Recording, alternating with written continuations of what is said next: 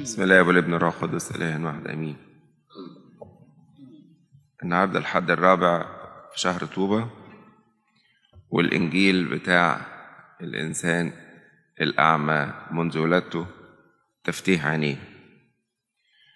وانجيل الاحد ملوش دعوه بالسنكسار لانه بيتغير يعني، بس السنكسار النهارده ماشي مع الانجيل خالص خالص يعني. بطرس العابد، الشخص قاسي القلب اللي ما كانش يعرف الرحمة وكان هالك يعني، وبعدين الله فتح عينيه لما شاف الرؤية بتاعت انه كان هيضيع، والملائكة مش لاقيين له حاجة يحطوها غير الخبزة الناشفة اللي ضرب بيها راس الفقير، وتتغير حياته وتتفتح عينيه على المسيح لغاية ما يبقى عابد عظيم. مولود أعمى يعني بصيرته ما بتشوفش. كلنا بنتولد عمي مش شايفين المسيح، وعشان كده المفروض ان المعمودية بتتعامل في حد اللي هو حد التناصير، بيبقى فيها الجزء ده اللي هو يوحنا 9، على أساس إنه المعمودية أو معرفة المسيح هي فتح عين مولود أعمى، بصيرة عامية ما كانتش بتشوف الله واتفتحت وشافته. أنا فين من القصة دي؟ أنا مولود أعمى في حتت كتير قوي، في حاجات كتير معرفهاش عن الله ومش مكشوفة قدام عيني ومش فاهمها ومش بتعامل معاه على أساسها. ممكن أكون فاكر ربنا قاسي، ممكن أكون فاكر ربنا بعيد، ممكن أكون فاكر ربنا لا يقبل الخطاة، ممكن أكون فاكر حاجات كتير، فكر غلط عن الله، بصيرة عمية لا تعرف الله. تعالوا النهاردة نقول له افتح عيني على جمالك، على حلاوتك، خليني أعرفك المعرفة الحقيقية، خلي عيني ينكشف عنها المستور وينزل زي ما نزل من عينين بولس قشور ما كانش عارف المسيح. نزل من عيني قشور عشان أشوفك، عشان أعرفك، عشان عيني تشوف حقيقتك، قد إيه أنت حلو، قد إيه أنت جميل، قد إيه أنت قريب، قد إيه أنت حنين، قد إيه أنت غفور ورحيم وبطيء الغضب سريع الإحسان، قد إيه لو جيت لك هتقبلني وأنا مش فاكر كده ومش فاهم كده، أصل أنا مش عارف إلهي. ونعيش طول عمرنا مش فاهمينه كويس ومش عارفينه كويس، ونعيش طول عمرنا يعدي العمر ونبقى في الكنيسة ونبقى رايحين جايين وفاهمين فاكرين ان احنا نعرف نعلم الناس، ويبقى فهمي عن الله، بصيرتي عن الله مقفولة وفهمي عن ربنا غلط. قل له يا رب عايز اشوفك كما انت، عشان كده يقول فوق سنراه كما هو، لان احنا هنا مش عارفين نشوفه كما هو وبنتلخبط. خلينا نصلي ان احنا نراه كما هو، وعينين بصيرتنا الداخلية تتفتح عليه، وده يخلينا نجري ناحيته، عارف انه هيقبلني، عارف ان انا خاطي وضعيف بس هو هيقبلني ومش هيرفضني. وابص على عينيه كده الاقي ده احنا بنقول بنعرف المسيحيين من عينيهم ببساطتهم وودعتهم، اما لو بصينا لعينيه هو بقى يبقى شكلها ايه؟ فيها القبول وفيها الحنان وفيها الحب وفيها الرحمة وفيها كل حاجة. يا رب أنا مش عارفك كويس، بصيرتي مش مفتوحة عليك كويس، لسه لغاية دلوقتي عندي أفكار عنك مغلوطة، وإبليس شغله الشاغل إنه يشوه صورة المسيح عندنا، وإن دايما نفهم الله غلط ونفهم انه بعيد وانه قاسي وانه بيعاقب وانه بيأذي.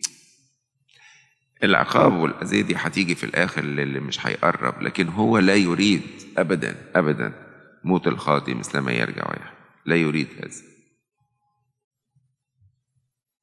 الابن الضال كان بصيرته مقفولة، وكان متخيل ان ابوه لما يرجع مش هيقبله، لكن فوجئ انه قبل ما يوصل البيت ان ابوه جاري عليه، بيجري الراجل العجوز يجري في الشارع عليه وياخده ياخده في حضنه ويطبطب عليه ويبكي على بعاده عنه وعلى الحالة الصعبة اللي هو فيه. ايه ده؟ ايه ده؟ ده الله، ده إلهنا، القلب الرقيق الحلو الجميل. ده إلهنا الحي اللي عايزين نعرفه صح، وعايزين عينينا تتفتح عليه صح، وعايزين نتعامل معاه على حقيقته ونكتشف حقيقته. صدقوني اكتشاف حقيقة الله ياخد العمر كله، ياخد العمر كله.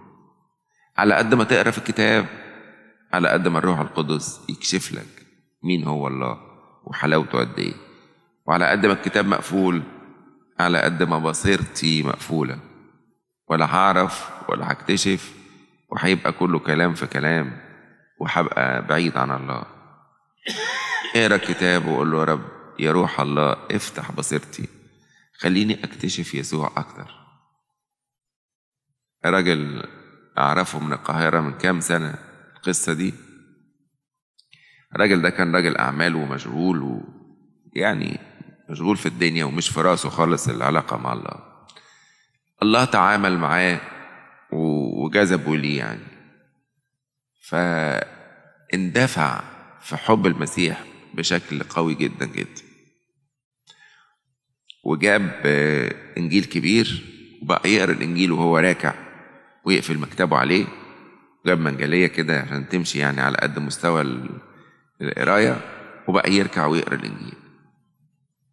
وبقى كل ما يقرا حاجه يزعق يقول معقوله اشكرك. يقرا الانجيل والروح القدس عمال يفتح بصيرته ويعمل له اكتشافات، وهو مزقطط ويشكره بصوت عالي وفرحان. هو الانجيل كده، هو الانجيل اكتشافات، هو الانجيل فتح بصيره. الروح القدس يفتح بصيرتي شويه شويه. للاسف احنا في كنيستنا نسمع وعظات ونحضر اجتماعات ونتكلم، لكن قليل لما نقعد قعدة خاصة بيني وبين الكتاب المقدس عشان الروح القدس يكشف لي مين هو الله ويفتح بصيرتي. هنفضل عميان مهما كلام الوعظ قال ومهما عجبك، مش هيفتح البصيرة. فتح البصيرة ده عمل خاص للروح القدس مستخدما في كلمات الكتاب المقدس. اقعد لوحدك، مالكش دعوه بحد، اقفل بابك عليك، افتح كتابك، اركع بجسمك او بقلبك وقول له اكشف عن عيني فأرى عجائب من ناموسك، غريب أنا في الأرض فلا تخفي عني وصاياك. أنا رب عايز أعرف، عايز أفهم. أنا رب متغرب عن الأبدية، متغرب عن المعرفة الحقيقية لشخصك. يا رب اكشف لي، يا رب افتح عيني. اقرأ كتير، اقرأ كتير بينك وبينه لوحدكم، وشوف الروح القدس هيخليك مزقطط قد ايه، وهيكشف لك خبايا كتيرة قد ايه في الكتاب، وهتلاقي انك انت عينيك اتفتحت. ولما عينيا تتفتح اكتشف ان انا في سنة اولى حضانة، وانه يا دوبك بديت افك الخط، فامسك الكتاب اكتر واقرا اكتر. ابونا مات المسكين اول ما اترهبن، كان راجل كبير وعظيم يعني وحلو بيحب ربنا، صلى وقال له ايه ده؟ الانجيل ده يخلص امتى ويتفهم امتى؟ اديني عمر عشان اعرف اقراه. ده عايز عشرات السنين عشان اقدر اقعد قدامك واستوعبه. ده راهب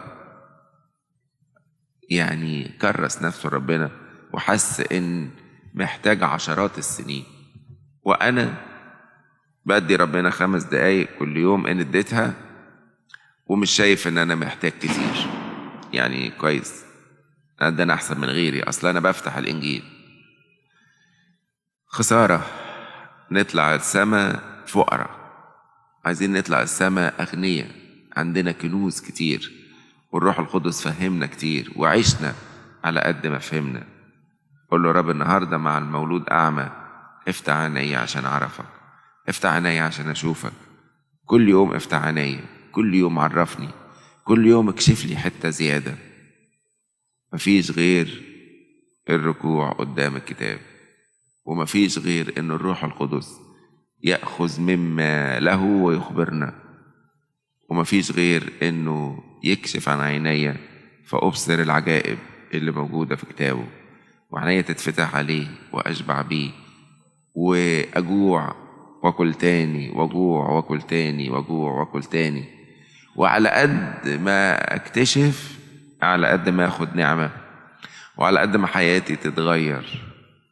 البعيد عن الله تقول له أنت كويس يقولك أحسن من غيري، والقريب من ربنا لما تقول له أنت كويس يقولك لا، ده أنا بعيد قوي، ده أنا عايز أقرب قوي.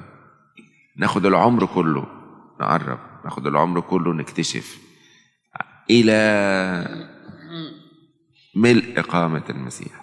العمر كله من مجد إلى مجد، من مجد إلى مجد، إلى ملء إقامة المسيح.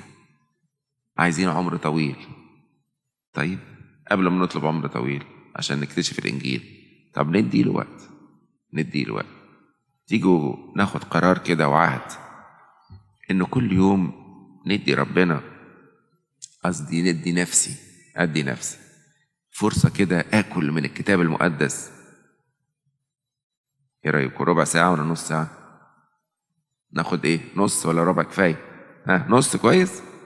ممكن ناخد قرار كده النهاردة، مفيش يوم هيعدي قبل ما أقعد مع الكتاب المقدس 30 دقيقة والروح القدس يكشف لي ويفتش ويقول لي عشان تتفتح بصيرتنا. يا رب افتح بصيرتنا، يا رب افتح بصيرتنا، اكشف عن عينينا، نزل القشور اللي مخلانا ما نشوفكش، وخلينا نقعد قدام كتابك وروحك ينقلنا شوية شوية ويكشف لنا ويفتح عينينا.